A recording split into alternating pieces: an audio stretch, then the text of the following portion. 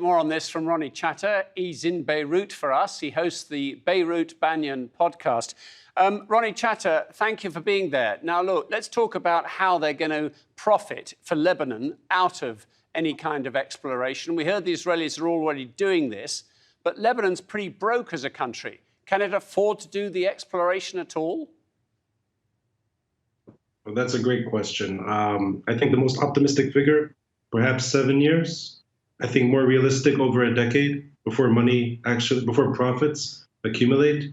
It's these occasions that I begin to feel younger than I am, where our deputy speaker, I think, misspoke. He said he was young when the Abraham Accords were signed. I think they were signed just 4 or 5 years ago. So putting that in perspective, I think what he meant, I'm going to speculate here, is previous agreements Lebanon has made. We have an agreement with Israel. It was terminated, but it's a May 17, 1983 agreement establishing relations between Lebanon and Israel, terminated a year later by the Lebanese side. There's a de facto understanding between the Israelis and Hezbollah after the 1996 war. After the Qana massacre, the Israelis referred to it as Operations Grapes of Wrath.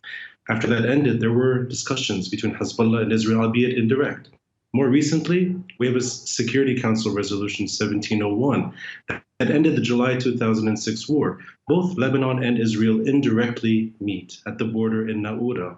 UNIFIL mandated, UN mandated indirect negotiations. So that's not new. But I think in your question, there is already an assumption, which I think is true, that this is less politics, less security. I disagree with the Israeli Prime Minister's sentiment. This is not political opening. This is economics. And I think at the end of the day, this is a lifeline for Lebanon. Albeit it'll take years, but I think this is where the story lies.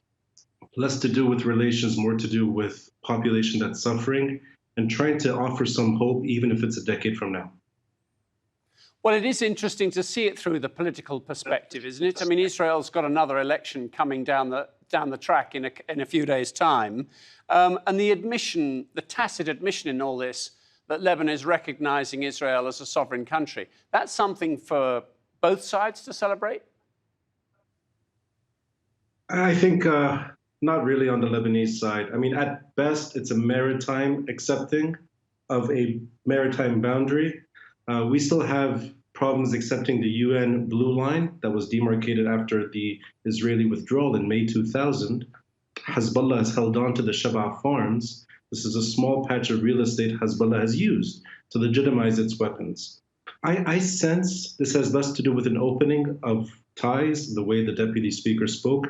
I don't think he meant the Abraham Accords. It's very hard for me to imagine things moving in that direction. But I will say, I think it is obvious that Hezbollah, as a proxy army for Iran, is no longer interested in fighting Israel.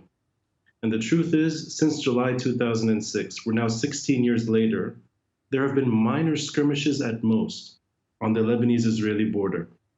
Hezbollah is involved in Syria, Hezbollah is in Iraq, Hezbollah is in Yemen, they may be in Iran.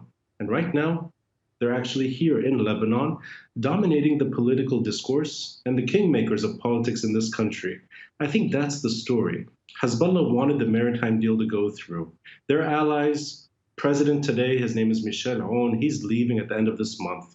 In 4 days, he'll be exiting Ba'abda. I sense this is more of a gift to a staunch ally, less to do with an opening to the Israelis. Ronnie Chatah, good to talk to you. Thank you.